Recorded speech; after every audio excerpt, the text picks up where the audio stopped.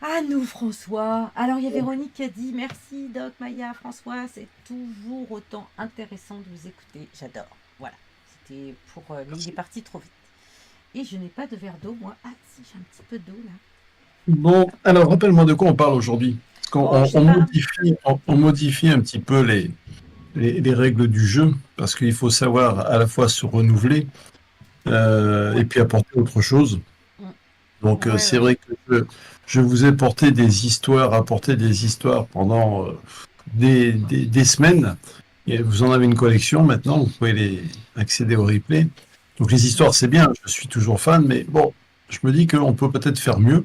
Donc ce soir, on va faire quelque chose sur un sujet d'actualité que vous avez tous entendu parler, que vous subissez d'ailleurs peut-être, Mm. qui est la souffrance au travail. C'est bien ça. Absolument. C'est Voilà. exactement ça. Mm, mm.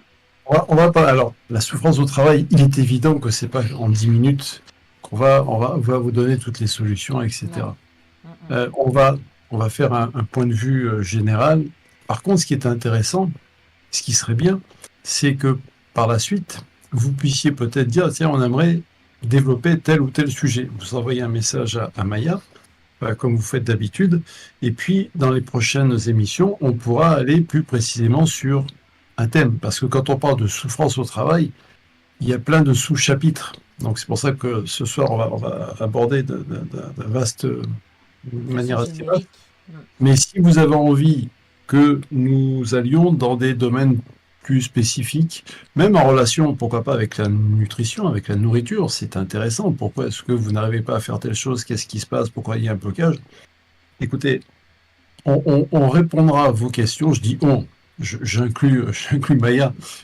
Ou Maya répondra aux questions si on peut répondre aux questions, bien Mm. sûr. Mm. Mais c'est intéressant parce que, bon, on est sur le terrain, moi je suis sur le terrain toujours, et je vois, je constate des choses, et que même quelquefois lors de vos questions, je le faisais plus, il fut un temps, lorsque vous amenez des questions, vous avez la réponse du doc qui vous donne sur un plan, on va dire médical.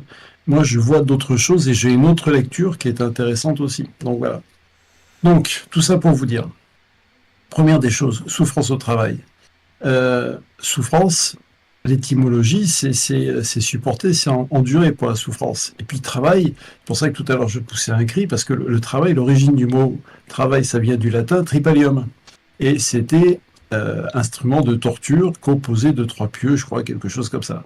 C'est Donc, controversé, hein, cette définition. oui, oh, néanmoins, c'est quelque chose qui perdure, et il y a de l'idée dedans. Mm. C'est pour ça que c'est important et intéressant, encore une fois, c'est l'état d'esprit que vous allez mettre dans le mot travail. Parce que pour certains, il y en a qui vont vous dire, mais travailler, moi, c'est un bonheur, j'adore ce que je fais parce que pour moi, c'est une passion. Et puis d'autres, ils vont dire, mais je le subis, je n'en peux plus, c'est fatigant, d'où la souffrance au travail. Donc, c'est quelque chose déjà à prendre en considération. Donc, souffrance au travail, c'est déjà lourd. Des chiffres, on en a, vous pouvez les consulter. Il y a plus de, je crois, 2 millions de personnes qui étaient concernées, et 44% des salariés qui étaient en détresse psychologique 2021-2022. Je puis vous assurer que ça ne s'est pas arrangé. Pourquoi? Bah parce que tous les événements qu'il peut y avoir dans la société de tous les jours fait que cette souffrance, vous la portez, quand je dis vous, nous la portons tous, et nous la portons aussi au travail. Ça, c'est une certitude. Ce qu'il faut savoir, c'est qu'il y a un organisme réputé qui est Empreinte Humaine. Je lis les chiffres, hein.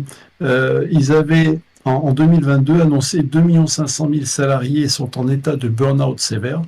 C'est un organisme référencé réputé, soit 34% des salariés.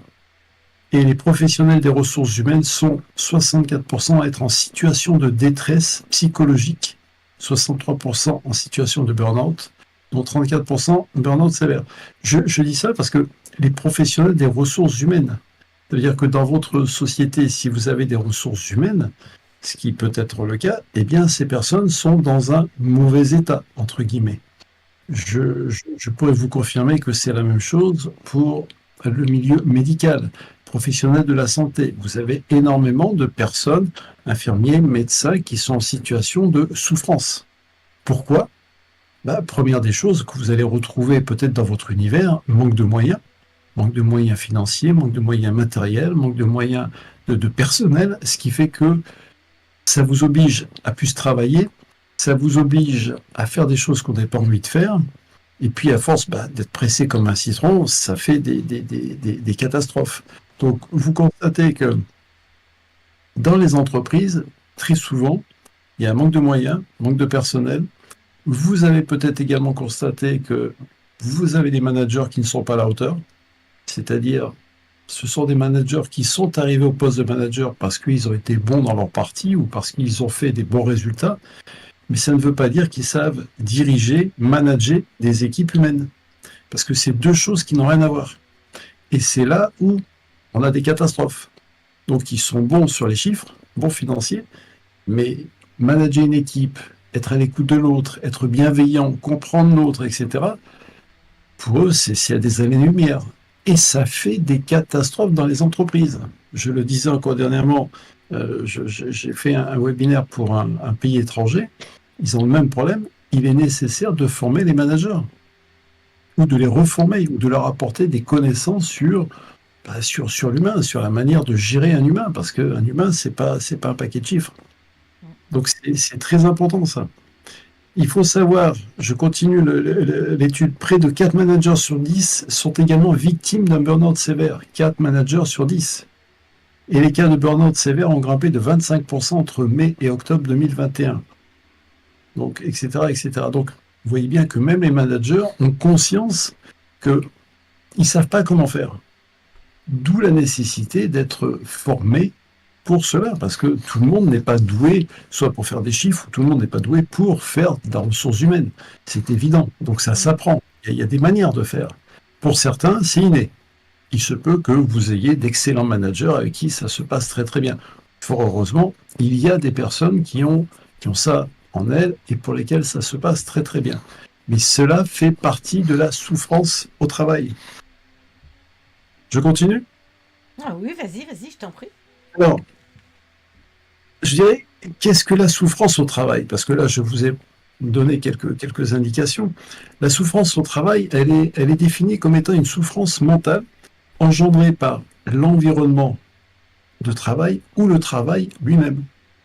Il se peut que vous travaillez peut-être, je dirais à la chaîne, je ne sais même pas si ça se fait encore, si ça doit se faire, travailler à la chaîne. C'est peut-être pas un travail valorisant, c'est pas un travail qui vous apporte satisfaction. Donc, au fur et à mesure des années, eh bien, vous pouvez avoir une certaine souffrance. Eh bien, à ce moment, on est en train de parler du rallongement de l'âge des retraites. Il est évident que cette retraite, elle n'est pas équitable pour tous, parce qu'il y a des personnes qui font des travaux physiques répétitifs, ennuyeux. Il est évident qu'à 65 ans, ils sont épuisés. Il y a Marie-G qui nous dit justement l'année dernière, elle était en burn-out, qu'elle pleurait tout le temps. Ah oui. Qu'elle pleurait tout le temps et que très souvent, les gens sont confrontés à des chefs qui ne sont pas forcément à la hauteur, qui sont plus feignants, qui remettent tout leur travail, je pense, sur les épaules des autres et ils finissent par mal gérer en fait les personnes avec qui ils travaillent. Et puis c'est une catastrophe parce que c'est un cas qu'on retrouve régulièrement. Moi, j'ai des clients même dans des grands groupes qui viennent me voir à des postes importants, mais quelquefois ils ont un N+1 mais qui est infect.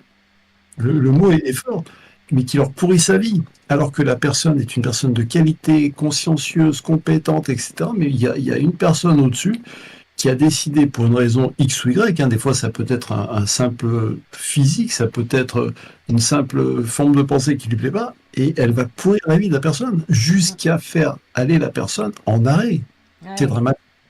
Et que quand bien même, je parle d'un exemple concret, quand bien même la faute a été démontrée que ça venait du N+1, la personne est intouchable. Donc, qu'est-ce qui se passe? Eh bien, vous êtes obligé de partir de l'entreprise. C'est ça qui est aberrant. Vous partez de l'entreprise parce que ça ne convient pas, mais la personne qui a causé les dégâts reste. Et regardez bien la similitude. Il y a depuis quelque temps des cas dans les écoles où les enfants sont maltraités parce qu'il y a du harcèlement scolaire. Eh bien, quand les enfants sont maltraités, qui c'est qui est obligé de partir? C'est l'enfant qui est maltraité qui est obligé de partir, alors que c'est celui ou ceux qui font les misères aux autres qui restent. C'est le monde à l'envers. Regardez bien Monde à dans l'envers. l'actualité ce qui se passe. Donc, si vous n'êtes pas bien dans l'entreprise, normalement, vous devriez être bien, parce qu'en plus de ça, il y a plein de... Vous avez la qualité de vie au travail, vous avez toute une réglementation pour ça. Eh bien, quand c'est pas respecté, vous vous retrouvez à vous mettre, premièrement, en arrêt maladie, ce qui est normal, mais l'arrêt maladie, si l'entreprise prenait conscience de ça, ça leur coûte une blinde. Il y a des chiffres qui sont là, mais ça coûte énormément d'argent. Donc, si on prenait un peu plus soin à la fois de l'ambiance qu'il y a au travail, si on prenait un peu plus soin des relations interpersonnelles, on pourrait arriver à avoir une meilleure qualité de vie au travail et puis d'avoir envie d'aller travailler le matin. Parce que si vous savez que vous serez maltraité, pas considéré, vous perdez la motivation, vous perdez tout ça. Donc tout ça, ça paraît évident. Et pourtant, ça se passe. On est en 2023, on est en train de taper, d'applaudir l'intelligence artificielle, etc. Et on n'est pas capable comment dirais-je, de solutionner ces simples rapports humains. C'est d'une simplicité enfantine. C'est des rapports entre les personnes, c'est d'écouter, c'est de comprendre. Donc, la souffrance au travail, ça peut être une souffrance mentale qui vient soit du travail ou soit du contexte du travail. Et alors, elle peut avoir des causes effectivement multiples, telles que une pression ressentie liée au niveau des exigences, ou alors, par exemple, aussi d'un manque de soutien de la part de la hiérarchie, parce que c'est quelque chose que l'on constate et que vous avez peut-être constaté si vous nous écoutez. Vous avez aussi souffrance au travail, ça peut être le fait que vous êtes sous-payé, parce qu'aujourd'hui, on nous en demande de plus en plus. Et puis, il faut produire, mais on n'est pas forcément payé. Et qui plus est, quand vous voyez l'inflation, le coût de la vie, vous se dites, mais à quoi ça sert que je travaille comme ça pour être mal payé, sous-payé? Donc tout ça, ça crée, je dirais, une sorte de détresse psychologique qui peut se traduire chez l'être humain de manière différente, comme des troubles mentaux, comme de la dépression, des soucis physiques, qui peuvent aller jusqu'à des suicides. Je dis bien qu'ils peuvent aller jusqu'à des suicides. Et j'avais été approché par un grand groupe pour ça, et en fin de compte, je vais très très rapidement là-dessus parce que c'est un peu abject quelque part. On nous demande de faire une proposition pour la prévention de suicide au travail, et en nous disant que c'était urgent parce qu'il y en avait qui étaient passés à l'acte. Donc on fait tout ce qu'il faut, on produit, et puis quelques semaines passent, un mois, 2 mois, 3 mois, je dis, mais je ne comprends pas, c'était urgent. Écoutez, on a réfléchi, quand on ramène la moyenne des suicides sur l'année, vu le nombre de personnes, etc., ça passe. C'est pas utile. C'est dans les C'est pas quotas. C'est tout à fait ça. Donc, ça paraît, c'est énorme, ça paraît pas, c'est énorme. Et pourtant, c'est une réalité. Vous l'avez peut-être entendu, Alors, en société, c'est ça. Donc, vous avez cette souffrance au travail, ça peut vous amener une sorte de stress chronique. Ça peut vous amener un épuisement professionnel, ça peut vous amener une charge mentale, et ça, on en parle très très souvent. Ça peut vous amener à un harcèlement moral. Dans le harcèlement, vous avez tout un tas de définitions. Le harcèlement moral, vous avez le harcèlement au travail, quelquefois c'est sexuel, vous avez le harcèlement scolaire, vous avez différents types de harcèlement, mais qui fait que ça vous la crée discrimination aussi. la discrimination, absolument. Ça peut... Vous voyez que c'est très très large. Et en finalité, ça vous abîme de l'intérieur. Ça abîme. On parle de bien-être. À la base, nous sommes tous des êtres qui sont bien, qui sont bons. Eh bien, malheureusement, ça va manger votre partie de bien, et ça risque de vous amener sur une partie de mal-être. Et ce mal-être va se concrétiser par cette souffrance au travail. Vous pouvez aussi avoir une souffrance au travail en étant en télétravail. Parce que vous savez que c'est la nouvelle c'est la nouvelle forme de travail aujourd'hui qui est appliquée de partout. Ça a des avantages, mais si vous le vivez mal, si vous n'avez pas, je dirais, une pièce dédiée à ça, si vous n'êtes pas dans des bonnes conditions, le télétravail peut être compliqué. Et puis peut-être aussi que vous avez besoin d'un contact, d'une relation avec les uns et les autres. Le télétravail, vous êtes derrière un écran, vous êtes peut-être seul. Si vous êtes célibataire ou vivant seul, ça peut être aussi contraignant parce que dans la tête, ça tourne. Vous êtes le matin devant votre écran jusqu'au soir et vous faites rien. Mm. Donc, vous voyez que Alors, ça peut. attends, excuse-moi. José, vous avez 1 heure et demie de retard. Le doc était là à 18 h, il est parti à 19. Maintenant, c'est François qui prend le relais. Voilà. Merci. Eh oui, il faut suivre José. Enfin bon, tout ça pour vous dire que ça peut vous amener une démotivation, ça peut vous amener à des investissements parce que vous n'avez plus envie de vous investir dans votre travail, surtout que depuis la crise Covid, on constate que bon nombre de personnes, il y a eu d'ailleurs des grandes vagues de démissions aussi bien en France qu'aux États-Unis, qui étaient assez incompréhensibles, mais aujourd'hui, vous avez beaucoup de personnes qui préfèrent démissionner parce qu'ils ne sont plus en phase avec leur travail, parce qu'ils n'ont plus de sens avec leur travail et qu'on recherche du sens. C'est ce que Donc nous par dit Lorna. conséquent, voilà. Donc par C'est ce que nous dit conséquent, Lorna. Pardon, excuse-moi, oui, non, je fais et juste c'est ton ça. commentaire. Le plus difficile, c'est d'oser partir d'un CDI pour trouver sa Oui, voie. C'est ce que ah j'ai oui, fait et maintenant mon travail a un sens et je suis auxiliaire de vie et je suis bien voilà. dans ce que je fais. Et merci pour ce témoignage parce que c'est vrai que quelquefois on assiste même à des personnes qui sont d'excellentes fonctions, je parle en termes de rémunération, en termes de prestige et autres, et qui décident de partir pour faire tout autre chose. Et alors là, stupéfaction de l'environnement, de la famille, mais comment, pourquoi, etc. Et on le constate aussi bien chez des jeunes qui peuvent avoir fait de brillantes et coûteuses études pour leurs parents et qui à un moment disent non, j'ai plus envie de faire ça. En fait, j'ai envie d'aller apprendre à traire des chèvres dans le Larzac ou j'ai envie Mm. d'aller apprendre le métier de plombier ou de boucher qui est tout à fait honorable. Mais on a envie de faire quelque chose qui a du sens parce qu'on s'est aperçu que la vie, elle peut partir comme ça rapidement, que tout peut arriver. Et par conséquent, d'être figé dans des habitudes, dans des routines de quotidien où on aspire à rien, où il y a pas d'enthousiasme et autres, bah, on préfère faire autre chose. Donc c'est bien et c'est courageux d'oser le faire parce que effectivement, ça peut être une solution de dire je change. Alors, comme a fait cette personne. Maintenant, vous pouvez préparer la sortie. Hein. Vous pouvez, si vous n'êtes pas content. C'était quel président qui a dit si vous n'êtes pas content, changez de trottoir ou changez de ci ou de ça.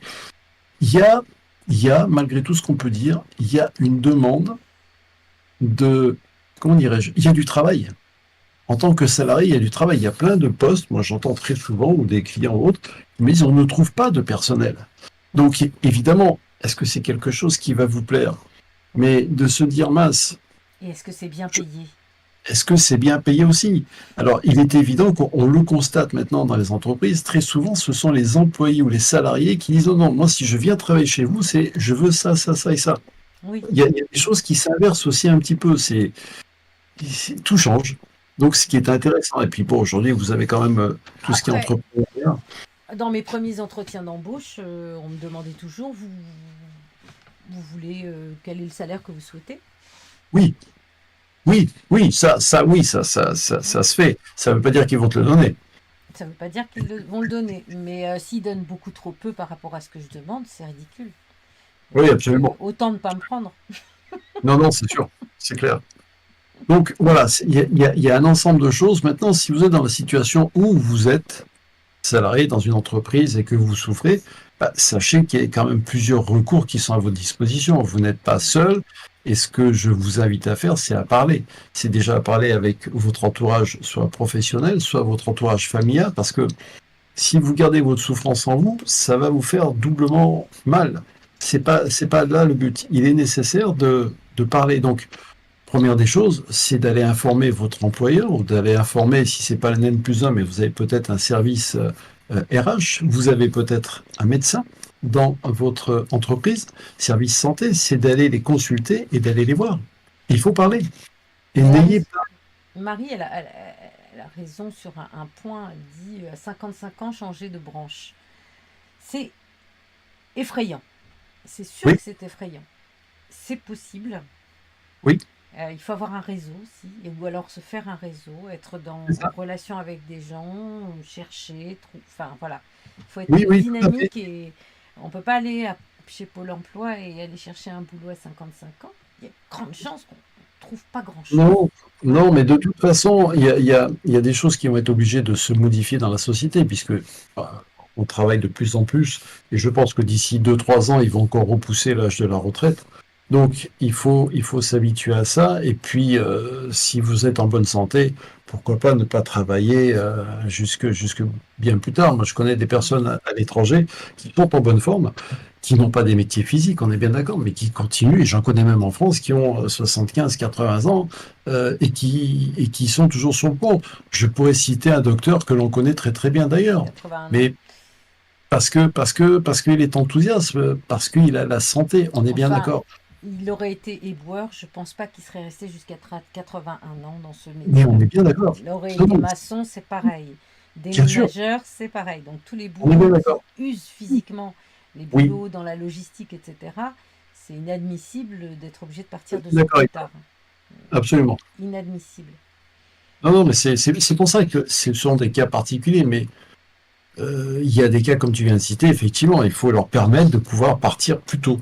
Après, s'il y en a d'autres qui veulent continuer parce qu'ils ont cette possibilité physique, intellectuelle, oui, il faut permettre également de continuer parce que ça me paraît bien. Mais ce que je veux dire, c'est que aujourd'hui, si vous avez un souci dans votre boîte, vous allez voir le médecin du travail, vous allez voir si vous avez un syndicat, n'hésitez pas. Mm. Si vous avez, Il y a des solutions, ouais. oui, il y a des solutions, surtout qu'encore une fois, il y a des règles qui ont été mises en place pour la qualité de vie au travail, Mm, qui normalement doivent être respectées, qui sont mises en place. mm, mm. On en parle beaucoup hein, sur les réseaux sociaux, sur LinkedIn, c'est un des grands sujets, et comme Oui, ça tourne tout tout le ce qui est temps, la ouais. bienveillance, etc., on en parle de partout. Donc, vous avez des spécialistes de ça également. Donc, n'hésitez pas à y aller. Et puis, si Mm, vous mm. avez encore un souci, bah, saisissez le prud'homme, ou alors, bon, vous n'êtes pas seul. Vous n'êtes pas seul, et c'est très important. Et sachant que l'employeur a des obligations pour assurer la sécurité et la santé de vous au travail et de prévenir tout ça. Parce qu'aujourd'hui, on demande Après, presque, on dit, si tu vas travailler, c'est pour être heureux. Tu dois être heureux dans ton travail. Bon, pourquoi pas? Après, vous avez même dans les sociétés, ils ont créé des chief officer happiness, c'est-à-dire des sortes de dirigeants, des directeurs pour amener la joie et la bienveillance dans les entreprises. Pourquoi pas? Mais j'ai toujours eu un doute en disant c'est pas parce qu'on va vous mettre un baby-foot, une table de ping-pong aussi que ça va arranger. C'est sympa, c'est bon enfant, mais ça passe par autre chose. Mais bon, Marie, c'est déjà bien.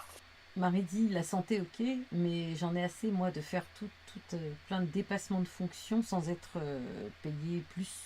Mais c'est Donc ça ça, veut dire que je suis oui, payé à parce un qu'on niveau. Et on arrive par un manque de reconnaissance, et c'est terrible parce que manque de reconnaissance, perte de motivation, et puis après, il y a plus rien, quoi. Et c'est là où il y a une mm, souffrance. Et c'est pas une souffrance physique, c'est une souffrance psychologique, c'est une bien souffrance sûr. morale Mm, qui mm, est terrible parce elle vous mord de l'intérieur, elle vous mange de l'intérieur. mm, Donc vous, si vous êtes dans ce cas-là, bah, je vous incite à sortir, non pas de l'entreprise, mais peut-être sortir la tête du sac et dire comment est-ce que je vais faire moi à titre personnel pour ne plus être victime, pour ne plus subir cela. Parce que si vous êtes, je dirais, vous avez des intérêts dans la boîte, mais qu'il y a certaines choses que vous ne supportez plus, à vous de faire en sorte peut-être de changer votre état d'esprit par rapport à l'entreprise, par rapport mm. à votre travail. C'est ce qu'on disait tout à l'heure. À vous de trouver peut-être des occupations à l'extérieur de la boîte qui vont vous faire du bien et qui font que vous allez plus facilement supporter votre travail. Mm. Ça passe Tiens, par l'état et, d'esprit. ouais, et comme tu dis, il y a Mamet qui explique pour sa fille qui a eu un burn-out. Et puis à un moment donné, elle a décidé de se battre pour que ça change. Ou de demander sa mutation, ou alors de partir. Elle C'est ça? comptait faire ses choses dans cet ordre-là, et finalement elle est restée. Et elle a gagné plus. Elle est restée dans son CDI. Et ses heures sup sont payées maintenant. Elle ou récupérées, l'une ou l'autre. Oui, On lui téléphone plus hors des heures de travail, etc. Et ça a été. Voilà, elle peut enfin faire son travail sans être tout le temps c'est ça. sursollicitée, en fait. C'est ça. Et alors, il y a quelque chose qui est très important, et que c'est bien que tu aies passé ce message parce que ça correspond à ce que je voulais vous donner comme information. Parce que c'est un cas que je rencontre très souvent de la part des personnes qui sont en situation d'épuisement, de burn-out, qui me contactent. C'est que la majorité de ces personnes ne savent pas dire non. Mm. n'osent pas dire non et ne savent pas dire non. Si vous ne savez pas dire non, eh bien, vous serez, pour la majorité des cas, vous serez piétiné. Mm. On va se servir de vous. C'est ainsi, vous allez dire c'est injuste, oui, c'est injuste, c'est tout ce que vous voulez. Je parle dans une majorité de sociétés. Il y a d'autres sociétés, et j'en connais, où tout se passe bien, le personnel est respecté, il y a de l'humain, il y a de la bienveillance réelle. Mais la majorité, c'est pas le cas. Donc, vous devez apprendre à dire non. Et si vous pensez que vous êtes maltraité par votre N+1, par même une collègue de bureau, vous devez taper le poing sur la table. Vous ne devez pas vous laisser faire. Parce que si vous vous laissez faire, entre guillemets, c'est de votre faute. Même si il doit y avoir des conditions qui doivent être respectées. Mais vous devez vous affirmer. Il faut Et si, s'affirmer, je suis d'accord avec toi, mais quand même, il faut aussi respecter la personne et que le patron doit être en capacité de faire respecter l'esprit d'entreprise, enfin voilà, ils ont oui, mais si des tu as des êtres personnes, humains. si tu as des personnes en face qui ne respectent pas cela, donc tu as deux cas de figure. C'est comme Oui, l'exemple il faut se qu'on battre, vient d'avoir. comme dirait Il faut Mohamed. se battre, changer ton état d'esprit et arriver à repasser par-dessus plutôt que de subir. Ouais, Et ben, tu reprends le lead là-dessus. Soit tu vas voir la direction, tu tapes le poing sur la table, et si la direction veut bien t'écouter, tu as peut-être une chance. Mais sinon, de baisser la tête et d'être corvéable à merci, non. Non, c'est pas ce que je vous conseille. Après, évidemment, ça vous demande de vous connaître. Ça vous demande de passer par-dessus plein de choses et peut-être de sortir votre zone de confort qui est en fait une zone d'inconfort. mm, Et en sortant de là, dire ah oui, c'est vrai. Parce que on est en France dans un magnifique pays avec je dirais des aides extraordinaires, mais faites attention, à mon sens, on est trop assisté. C'est-à-dire qu'il y a un assistanat général qui fait que ça nous endort un peu. Et en nous endormant, bah, on est peut-être moins vaillant, on ose peut-être moins s'affirmer. Alors vous me ouais, direz, oui, mais en ce moment, on descend dans la rue, etc. Descendez dans la rue, ça fait pas grand-chose, vous me direz. Mais dans la société, dans votre société, il est nécessaire de se faire respecter. C'est le respect de la personne, le respect alors, de la personne, hein, de l'humain. je suis d'accord avec ce que tu dis, se faire respecter c'est important et donc il faut utiliser les outils que vous avez encore à votre disposition, syndicats, RH, Il y en a, etc. il y en a. Parce que effectivement, vous pouvez pas, c'est compliqué. Courrier dit, les rares fois où j'ai dit non, j'ai été convoqué dans le bureau du chef et menacé de me faire virer la fois prochaine si je continue à dire non. Mais si c'est en dehors de votre poste, de votre fiche de poste, ils n'ont pas à dire ça. Et il faut Non. vraiment qu'ils trouvent une faute dans votre travail à la limite pour, euh, pour, euh, pour vous licencier. Tu vois ce que je veux dire? Absolument. Là, Et en puis, l'occurrence, c'est pas une faute. ah oui, oui, non, non, mais vous savez, ils sont capables de tout, et, et pour certains, c'est sans foi ni loi. Donc, à vous d'être suffisamment astucieux, ingénieux pour arriver à vos fins. Maintenant, vous avez des cas où c'est impossible. Donc, deux solutions, vous mettez en arrêt maladie, mais bon, ça va un moment, puis après, c'est pénible parce que vous perdez à la fois votre temps, votre argent et votre santé. Et sinon, bah, c'est de vous dire, bah, il faut trouver autre chose. Mm. C'est sûr et certain. Marie Courrier, l'union fait la force. Donc, être en Oui. syndicat, c'est pas un anathème. Hein, c'est au Non, non. contraire, vous protégez et des gens sont là pour vous aider à vous protéger.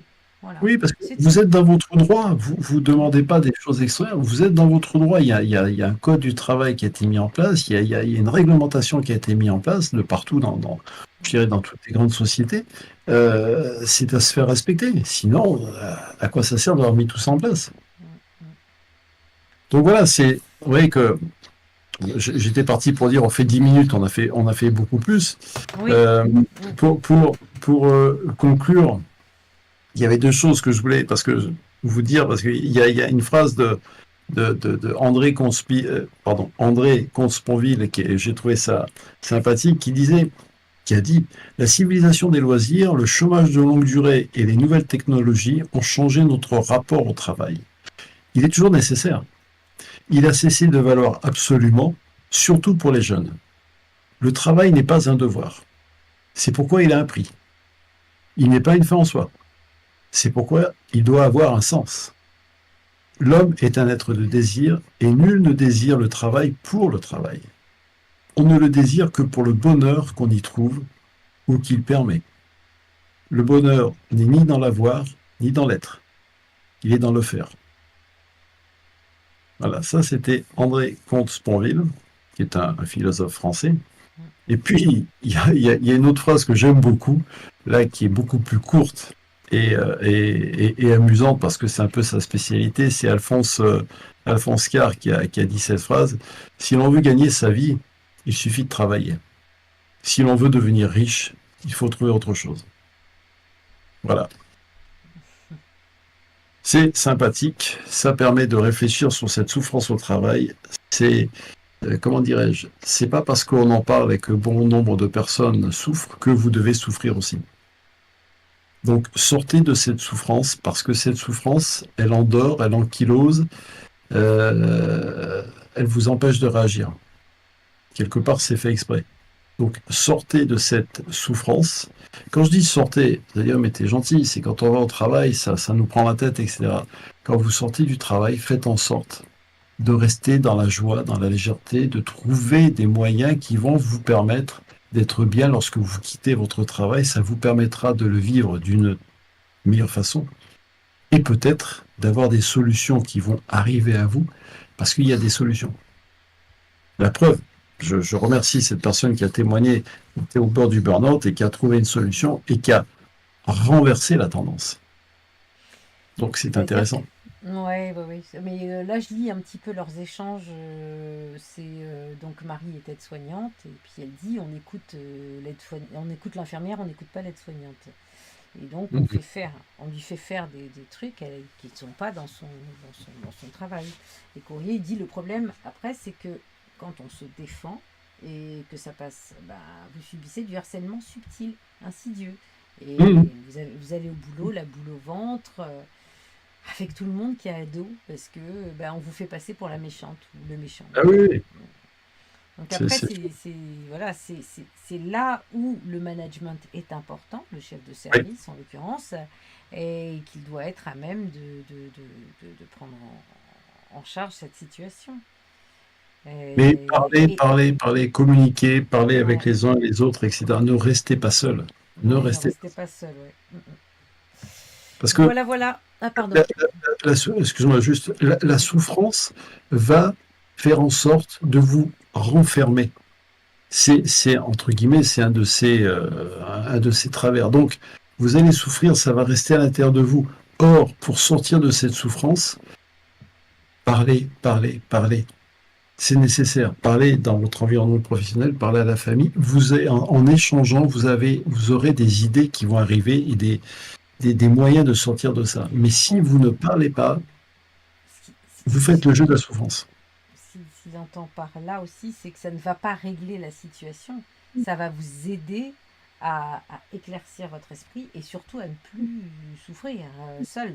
Bien sûr, bien Voilà. sûr. Et Et en ne puis, souffrant pas, on trouve des solutions derrière. Voilà. c'est C'est ça. surtout ça Et aussi. de parler permet de vous extérioriser, ça permet de sortir cette souffrance. Ça fait pas tout, mais ça va participer. Ouais, Voilà, ouais, donc ouais. ceci étant, passez un joyeux week-end, hein, enfin même une C'est joyeuse vrai que soirée. là, on touche du doigt une situation très particulière, c'est la situation d'aide-soignante au niveau de l'hôpital, la clinique. Ouais, Et c'est très compliqué comme ouais. statut, pas forcément super bien considéré. Et Bon, il y a de ça aussi, et qui, au contraire, déploie un travail énorme.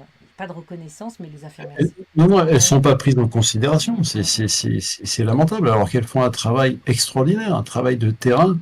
Heureusement qu'elles sont là. Et tous ceux qui passent dans les hôpitaux, les cliniques, et qui en ressortent, me disent, mais grâce à ces personnes-là, mais qu'est-ce qu'on les remercie parce que elles sont hyper importantes. Bien La sûr, preuve, elles ont été extraordinaire. applaudies pendant quelques semaines, et après elles ont été maltraitées. C'est pour ça qu'il y a eu autant de personnes qui sont Retour à parties. l'ombre, en Et- fait. Pardon? C'est dingue. Ça a été un retour à l'ombre, c'est dingue. C'est C'est c'est- incroyable. c'est dingue. Et je vois, puisque le livre qu'on a coécrit avec l'autre médecin, Dr Ali Afji, qui est médecin d'urgence, il Et me le dit, mais doc. la difficulté qu'on a pour recruter du personnel, un personnel soignant, personnel médical, infirmier, même des médecins. Parce que pour certains, aujourd'hui, il n'y a plus la même motivation. Et quand on est dans ces métiers-là, c'est vraiment, on le fait par Mm, amour, par le cœur, par la passion. Parce qu'on ne mm, s'improvise pas dans ces métiers-là. Et c'est compliqué. mm, mm, C'est mm, compliqué. La reconnaissance est capitale. oui. Mm, mm. Voilà, Merci voilà, beaucoup à ami. tous. Bon, eh Merci bien, beaucoup, merci Courrier, d'avoir d'avoir. fait une Ouais. minute extensée. Non, c'était un plaisir. Et Voilà, merci d'avoir participé, surtout. C'est important pour nous d'être. absolument. Ouais. Voilà, pour Mettez des pouvoir. pouces, mettez ce que Voilà. vous Partager. Et puis à partagez. mardi midi. Je sais pas si tu seras avec nous mardi midi. Je vais voir ça. Bah, et on verra le sujet, mais avec plaisir. Ouais, le prochain sujet, ce sera la confiance en soi. C'est une demande D'accord, de courrier. d'accord. Ok, Voilà. ça marche. Allez, au Merci. revoir.